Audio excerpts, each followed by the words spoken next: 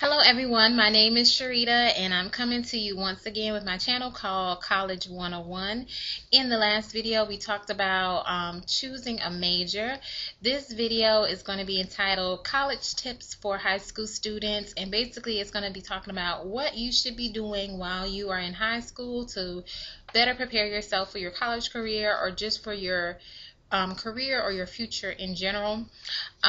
This series is probably going to be about 2 to 3 videos long, so this will be the first one in the college tips for high school students, and we will be discussing the importance of gaining as much knowledge as possible while you're in high school, as well as the importance of networking and planning early and setting your goals for your college career. We'll also talk about ACT, SAT, and PSAT testing and the importance of that, as well as the importance of taking college courses while you're in high school or college prep courses. We'll talk about the importance of getting involved, getting good grades, as well as discuss things to help you better prepare you in order to graduate from high school. And also at the end, I will be giving you a high school outline, which will detail the things that you need to be doing each year that you are in high school. So first up for today is knowledge is power.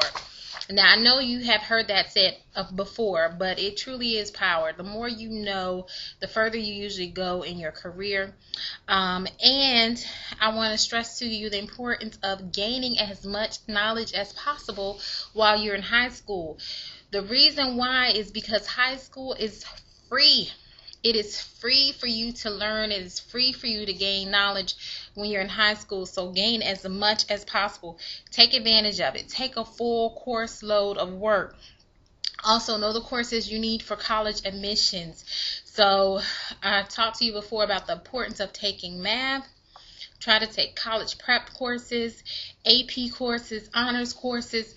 Try to take as many courses as possible. Don't just try and take the minimum required to graduate, or just try to skate by in order to graduate, because this will be the only time just about where you can actually learn for free. When you go to college, whether it's technical college, a 4-year college, whether you're getting a certification, whether you're going to beauty school, whether you're going to culinary school, whatever, you're going to be paying for that knowledge. So this is the only opportunity really that you have where you will be getting knowledge for free. It's free to you. So please, please, please take advantage of it. Also, as a little tidbit, try and go as high as you can. Do as best as possible in your courses so you can take higher and higher level courses in high school. The reason I say this is because when you enter into college, you have to take a placement test. These placement tests determine whether or not you are fit to take college level courses. Even though you're accepted into the school, if you don't do well on these placement tests, they can place you in classes that are basically not college level classes. So if you are in college or planning on going to college, and if you are in a class that ends in a 100, like math 100, English 100, reading 100, basically that is a high school class that you're paying for. It is what is called a remedial class, something you should have learned while you were in high school, and you either didn't learn it well enough, or they think you need to go back and take some more, study some more in it, or do more work in it before they will put you in college level courses. The college level courses are usually the 101s, 102s, and so on. But if it's a 100 level course, like just 2 zeros behind it, 100, then you are basically taking a high school level class. This is probably the only time where you do not want to keep it 100. Okay, so math 100, reading 100, English 100, those are basically high school level courses, remedial courses that now you are paying to take, that you should have gotten in high school for free. Also, when you are taking these courses, this can delay how soon you might graduate. It might delay you, depending on how many you have to take. It can delay you maybe a semester or a year or maybe even longer. So keep that in mind. You do not want to take 100 level courses. So gain as much knowledge as possible while you are in school, okay? And some of the classes you need to be taking: reading, writing, and arithmetic. Reading, writing, and math, the basic ones. I've told you about the importance of taking the math classes that you need to get. They recommend that you take Algebra 2 or higher. It says that studies show that 1 year of high school math beyond Algebra 2 can increase your chances of completing a bachelor's degree by 50%. So that's another reason why it's so important to take these math classes. Also, when it comes to reading and writing, you must be able to write well. You may have to write quickly and concisely to answer essay questions, and you will also have to do a lot of reading assignments in college. Now, I know you may be saying, I don't see what is the importance of me taking these English level classes where they have us reading these crazy books and writing these crazy papers and doing all these critical thinking assignments that has nothing to do with what is going on in the world today, or you don't see how you're going to be able to apply knowing about, I don't know, Jane Eyre, Beowulf. I'm trying to remember some of the stuff I had to do. You don't see how this applies when you're out in the real world. Basically, it's not so much about reading the stories. They want to know that you can communicate your ideas. They want to know efficiently as well as effectively. They want to know how well can you communicate. Because if you want to go into a career, if you want to be a leader, if you want to be a boss, if you want to be an entrepreneur, you have to be able to communicate effectively, whether it's by writing, speaking. However, you have to communicate what you are thinking to other people, and it must flow efficiently so that people will understand what you're trying to say to them. So yes, these topics may seem really crazy, but if you can convey your ideas and convey your thoughts well enough, it will benefit you in the future when you're in a managerial level position, or maybe you're a leader, or you have 20 employees underneath you and you have to be able to communicate with them.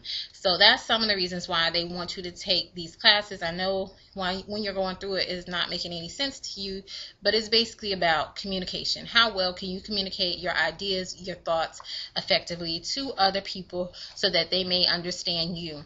Because and so you can speak well as to other people also, okay? Now, they recommend that you should take 4 college prep classes a year. The more rigorous your classes in high school, especially in math and science, the more likely you are to complete a college degree. Honors classes are also very beneficial. They say that honors classes and AP classes are the gold standard for college.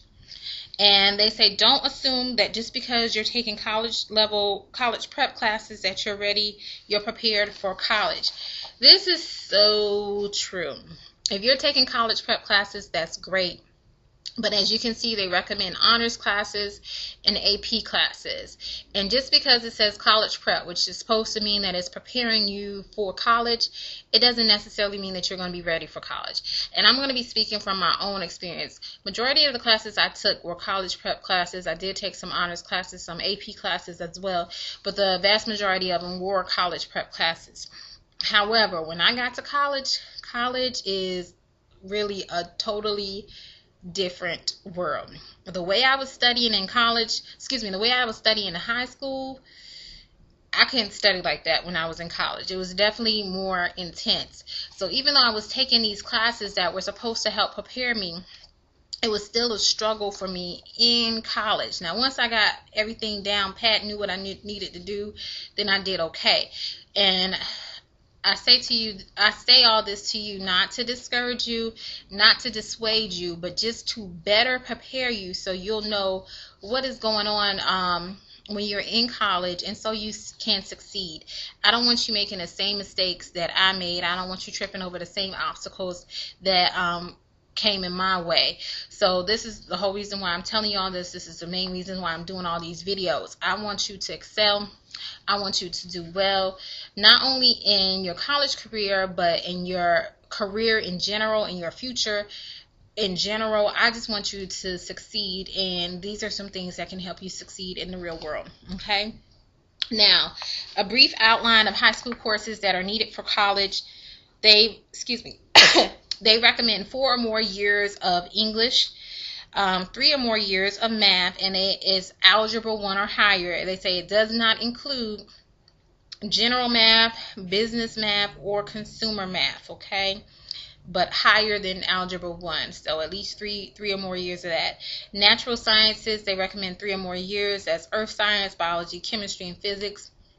And I will definitely say biology, definitely get that, because I think most students have to at least take biology. Additional courses that they recommend: 2 or more years of a foreign language, and 1 or more year in like visual arts, music, theater, dance, computer science. Now, the 2 or more years in a foreign language, that is definitely beneficial, and I think a lot of the colleges are changing it now, where in order for you to graduate, or they recommend that you take a year of a foreign language when you're in college. Our society today is such a melting pot of so many different cultures, different languages, that it is very important for and beneficial to you if you know how to speak another language. I met someone the other day. I had a patient of mine who was in elementary school, and I was surprised to know that they were taking a foreign language. They were taking Spanish as early as elementary school. So things have definitely changed since I've been in school.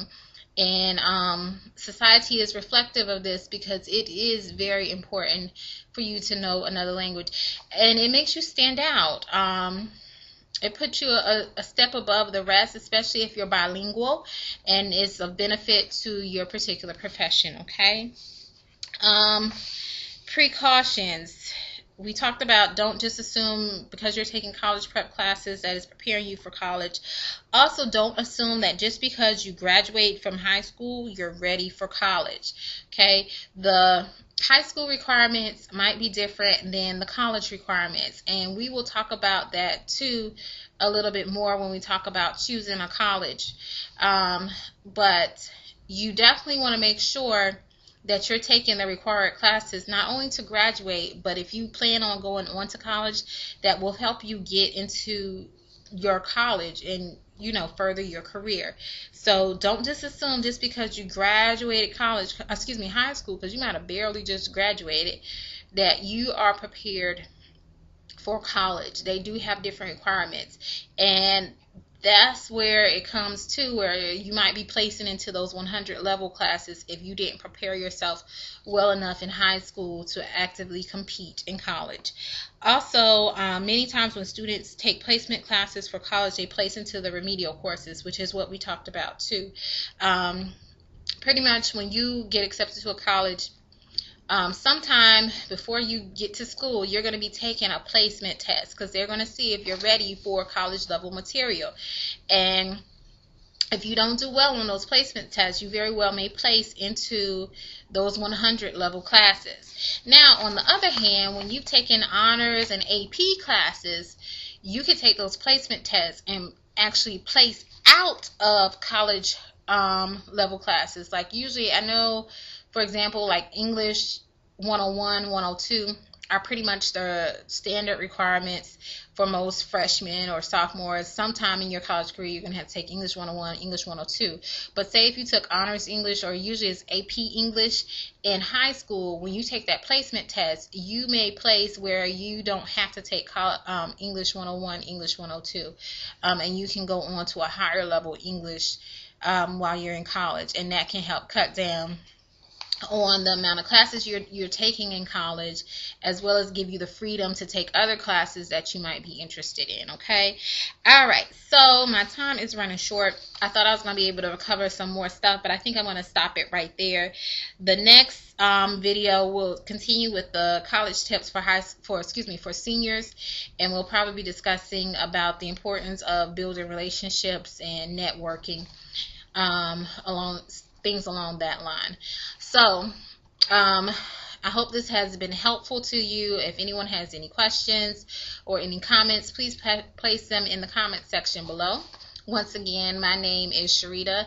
My channel is College 101, and I will try to post videos every Tuesday.